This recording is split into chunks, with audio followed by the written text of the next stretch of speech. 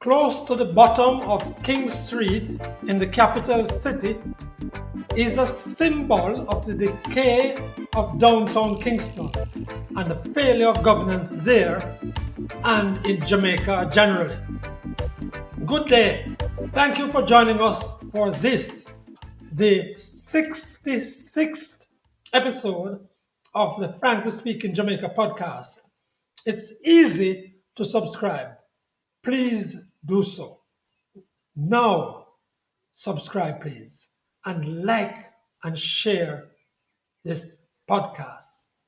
Winnie Anderson Brown reflects on Easter and the violence of our speech. And Desmond Richards is as sharp as ever. Before those, though, here's my commentary, frankly speaking. On a section of King Street, south of Tower Street, young men commandeer the parking spaces on the road and demand to be paid for any motorists wishing to park on the public space.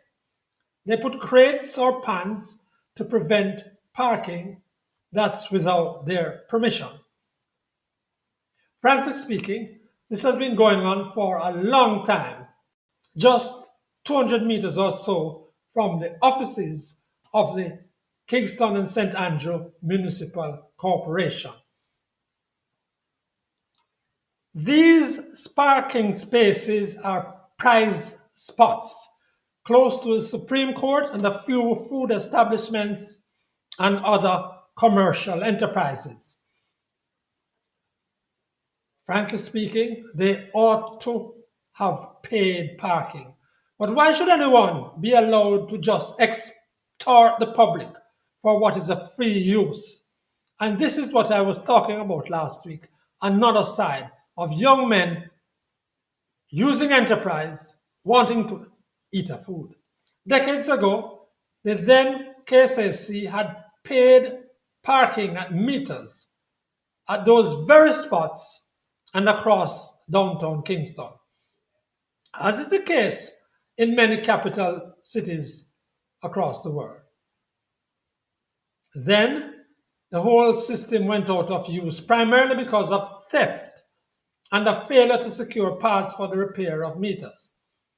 As I said, the capture of King Street parking spots by young men is a symbol, frankly speaking, of decadence and free-for-all, and it finds greater expression in what we saw recently on television news of raw sewage running along several downtown Kingston streets.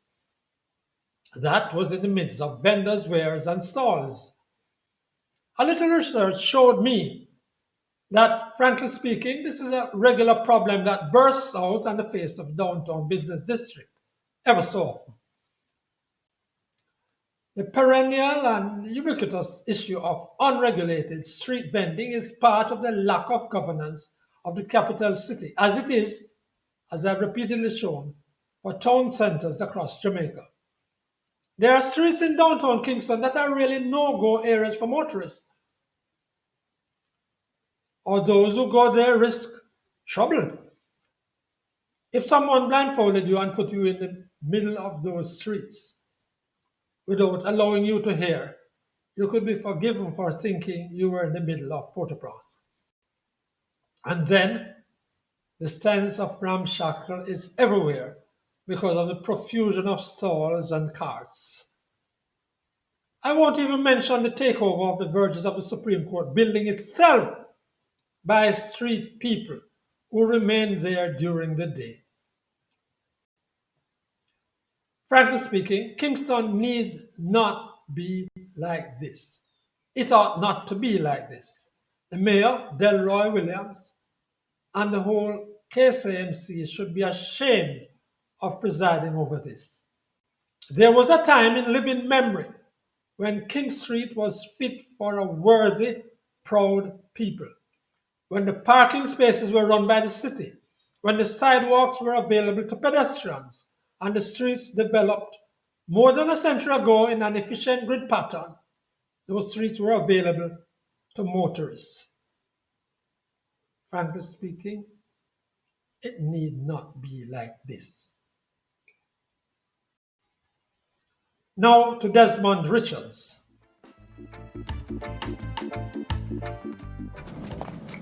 Based on the numbers, we have seen a decline in two of the major causes of violent deaths in Jamaica since the start of this year. I am talking about fatal road accidents and the murder rate. We are now experiencing a 10% decline in the number of road fatalities for the 3 months in 2023 compared with 3 months last year. Now, of course, this is a good sign. But we have lost over 100 lives on the road already. Now, this is not good. What are we going to do in order to reduce road fatalities this year? What?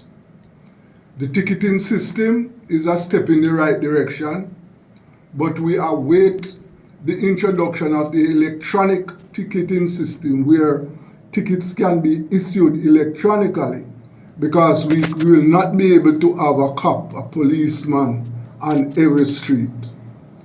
And the breaches are numerous. The authorities should also introduce breathalyzers, because we know, the experts know, that a significant number of drivers involved in accidents were under the influence of alcohol. Drivers are driving while drinking. And what are we going to do to get the motorcyclists to wear their helmets? They will not wear their helmets. And of course, they are involved in many accidents, and most of these accidents are fatal. Now, the other issue that we have is what is going to be done to get an attitudinal change among drivers. Most of the accidents are involved, most of the accidents occurred on some of our best roads in Jamaica. And it is very clear that speeding is one of the major reasons for these accidents. Now, we had 480 deaths last year. We have seen the consequences of these fatal accidents. That was Desmond Richards, journalist and founder of Internet Radio Rebel Radio Jamaica. Here now is Winnie Anderson Brown. Fellow Jamaicans, as we reflect during this period on the death, burial, and resurrection of the Lord Jesus Christ, not everyone in Jamaica is a Christian, but every Jamaican knows that this time of year is a time when many people go to church. Yes? Don't ask me about the Easter bun and the Easter bunny and the Easter eggs. Let's not bring that into the discussion. Let us just focus on why we go to church at this time, commemorating the death, burial, and resurrection of the Lord Jesus Christ. Have you ever thought about it, that when we wantonly destroy life, we are saying that sacrifice, that supreme sacrifice, this period that we're celebrating, that was of little value. Because if he gave his life, and that's the ultimate sacrifice, and people can just wantonly take life and even talk about it. May we murder you. Teacher will murder you if you don't do your homework. Even the way we talk about murder. Can we change this? We can. Let us do so, and do so quickly. Who is willing to join me in making sure that even when we talk about using one stone to kill birds, we won't bother to kill the birds. We will just not throw any stones at the bird while we're doing our work. But we find another way of expressing the fact that we are maximizing our time. You can find many creative ways of saying that without using stones to kill the birds. Let us begin with language, the sort of things we say. Let us be more careful in examining the words before we speak them. We can stop murdering with our tongues first. That's Winnie Anderson Brown, health facilitator and educator. Endgame. The police in Jamaica have reported a 22% decline in number of major crimes for the first quarter ending March 31. This is a major achievement and must be recognized, and I, for one, appreciate it. How are we going to tackle the domestic murders, though, that make up about a third of the killings? That is another matter altogether. The Fire Brigade has done the sensible and right thing of reinstating Fire Officer Leo Bennett, who had been suspended for nearly a year for publicly protesting how that department was functioning and how it was dealing with employee rights issues. Remember him? He was the one who last month was seen atop that building in Halfway Tree. The review of his actions by an internal tribunal sanctioned him by reducing his rank from sergeant to corporal. But Mr. Bennett will not, according to reports, lose benefits and allowances. Mr. Bennett, you can be proud that you have helped to open the eyes of many in the public to what goes on in that fire department.